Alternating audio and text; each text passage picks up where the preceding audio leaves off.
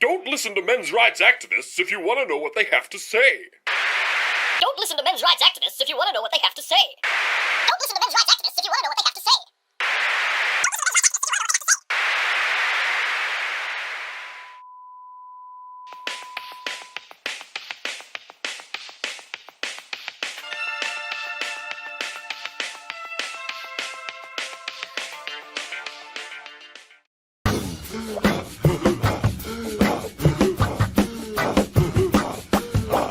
Tell me something good.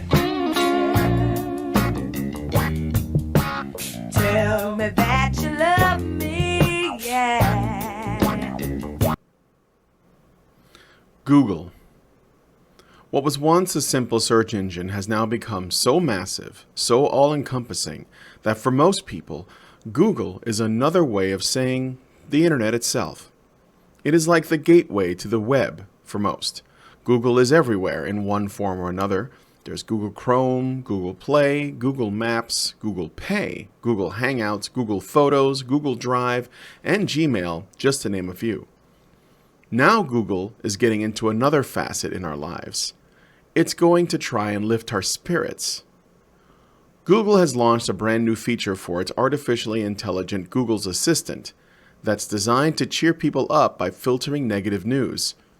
Simply ask your phone or the Google Homespeaker to tell me something good, and you'll be given a nice summary of positive stories about people solving real problems. These days, we're consuming more news than ever, and sometimes it can feel like there are only problems out there, explained Ryan Burke, creative producer at Google's Creative Lab. But the fact is, there is a plethora of good news happening, and we're not talking about unlikely animal friendships or random acts of kindness. Real people are making progress solving real issues, and hearing about those stories is a crucial part of a balanced media diet. So when asking Google to, quote, tell you something good, where does the good come from? Who has Google deemed qualified to pass along these stories of positive feel-good journalism? The stories that will be used to give people the warm and fuzzies after a long day of Trump derangement syndrome and hashtag MeToo hysteria will come from a wide range of media outlets, which are curated and summarized by the, quote, nonpartisan, nonprofit organization known as Solutions Journalism Network. Solutions Journalism empowers and energizes audiences, helping to combat negative news fatigue, said Burke. It's an important part of a balanced news diet, so we're exploring how to incorporate more solutions journalism wherever you access Google News. Now, call me a conspiracy nut if you like, but I don't know. I kind of want to take a closer look at this Solutions Journalism Network. What's on their website? Who are they? And what is their mission? Alright, so I'm on the website. It says, we train and connect journalists to cover what's missing in today's news. How people are responding to problems. We're working to bring solutions journalism to every newsroom worldwide. All right. Well, what do they mean by problems? What are the problems that they think need solving? And how are they training and connecting journalists? Oh, wait, there's a video here. Let me click on the video. Let's take a look. Maybe this will give us a good idea of what's going on. What's under the hood? Who's involved here? All right, let's take a look. Solutions journalism to me means taking a different approach to journalism. Okay, Minneapolis Star. What's that? I never heard of them. They seem to be focused in, I'm assuming Minnesota. Do they have any bias? Oh yeah, they do. But maybe they'll balance it out with some right-leaning or objectivist outlets. It's, being a little left of center, it's not a big deal, right? Solutions journalism is actually completing the job of reporting. Okay, Listening Post, huh? Sounds like an open-minded bunch of people, but where are they on the spectrum?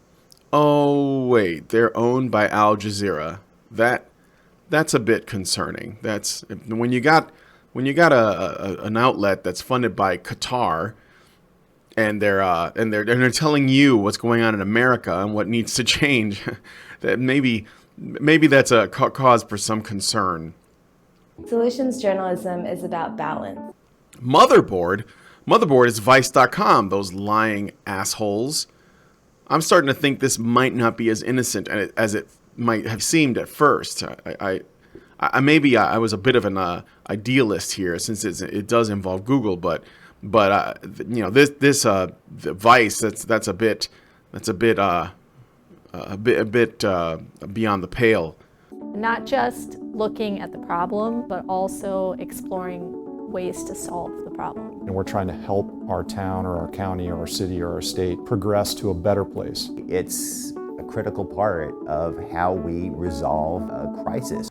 New York Times, the same New York Times that published the, quote, "Can my children be friends with white people" article.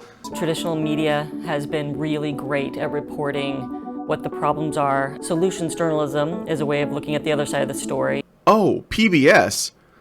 You mean the same group of people that made that abortion of a gaming channel called the PBS Game Show? Online multiplayer is a beautiful thing, but the snarling masses of hate-mongering 12-year-olds... Oh, are you scared because I'm making fun of you? Oh, I'm sorry. Not so much. That same gaming channel that claimed that video games are racist, sexist, homophobic, and promote toxic masculinity, with that fucking guy with the glasses that don't have lenses in them. Holy shit. And then there's the Boys Only Club, where women are targeted for playing games simply for being women. There's a ghost from the past. We need to deeply dig in, find out what's working, how it's working, and why. The Hetchinger Report. Well, I looked into this one. It's an education-focused news website that is partners with CNN, NBC, PBS, Slate, Washington Post, Time Magazine, and other shit outlets. Solutions journalism is a way to take away the excuses of people who are doing a bad job. It's easy to forget that people are solving those problems. Solutions journalism offers a lens into new possibilities. It's very forward-looking. It's a new kind of product. And Honey Guide Media, that's a feminist media group that believes that journalism is the same as activism, and that it does not have a responsibility to tell the truth so much as it does to, quote, do good by educating bigots like you on how to promote more equality in today's toxic environment. It's going out and reporting a story and then kind of taking that additional step and looking at the bigger impact of that. Society solving problems.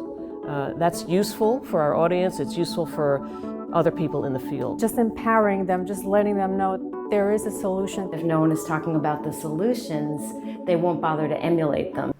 Remember back in 2017?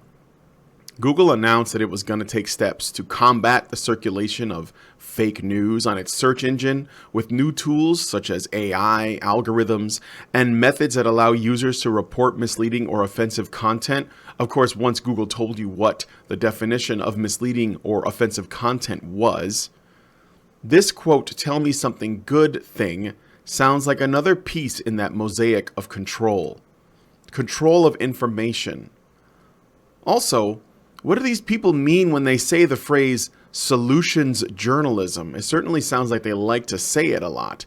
Solutions journalism. Solutions journalism. Solutions journalism. Solutions journalism. Solutions journalism. Solutions journalism. Just empowering them, just letting them know there is a solution. If no one is talking about the solution. Solutions journalism. Solutions journalism is what we should have been doing all along.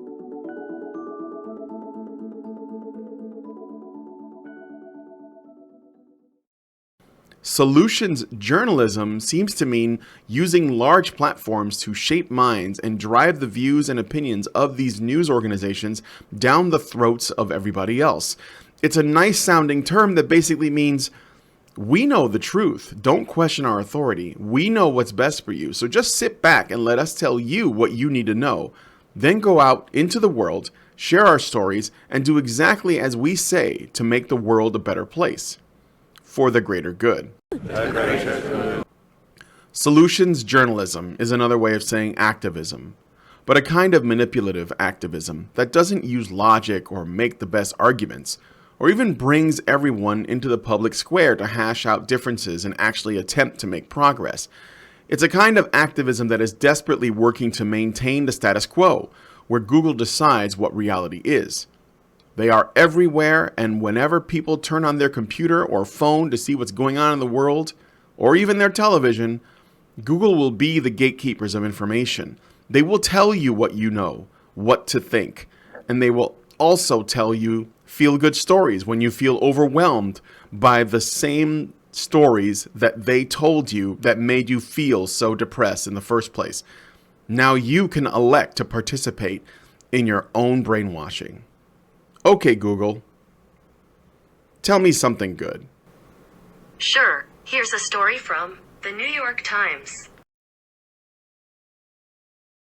Okay, we have an update on the Asia Argento story.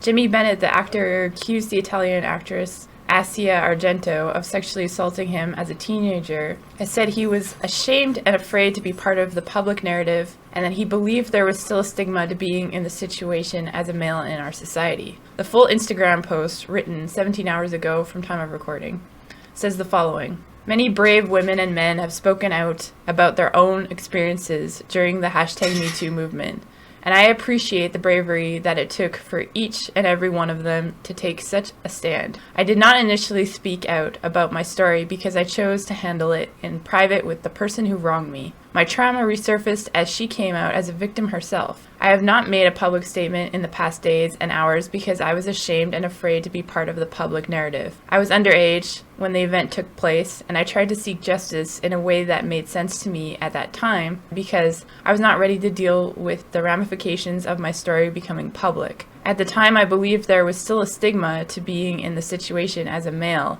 in our society. I didn't think that people would understand the event that took place from the eyes of a teenage boy. I have had to overcome many adversities in my life, and this is another that I will deal with in time. I would like to move past this event in my life, and today I choose to move forward, no longer in silence. Jimmy Bennett. Bennett played Argento's son in the 2004 film The Heart is Deceitful Above All Things, and she took a mentor and motherly role in a relationship that grew from their experience on set together. Bennett claims Argento assaulted him in 2013 when he was 17. And then there's also an Instagram post where Argento says, "My son, my love until I live at Jimmy Bennett." TMZ has recently obtained a photograph of the two in bed. According to TMZ, it is at Marina del Rey hotel room back in 2013, maybe around the same time that Instagram was posted. Also from TMZ are a series of text exchanges between Argento and her friend admitting she did have sex with Bennett, but didn't know he was a minor until after the shakedown letter. She allegedly said, quote, "The horny kid jumped me," and that she, quote, "wasn't raped, but I was frozen," and shared a photo of a love letter Bennett had left her. Just a reminder, Argento was one of the first to speak out against Harvey Weinstein. The New York Times had reported she paid Bennett off in the months following the Weinstein scandal when it first broke. From the BBC, she said the relationship was one of friendship only, but this ended after her involvement in the Weinstein revelations when Bennett unexpectedly made an exorbitant request of money from me. She said her partner, celebrity chef Anthony Bourdain, was afraid of the possible negative publicity that such person, whom he considered dangerous, could have brought upon us. She added, "We decided to deal compassionately with Bennett's demands for help and give it to him." Asia Argento says they were just friends. Her first response to allegations she sexually assaulted a 17-year-old minor in a California hotel room 5 years ago. Writing to journalist Yashar Ali, "I am deeply shocked and hurt by having read news that is absolutely false. I have never had any sexual relationship with Jimmy Bennett." The ride never ends, folks. Thank you again for joining us on this edition of Breaking Badger News. I have been your host, Brian, and we'll see you guys next time.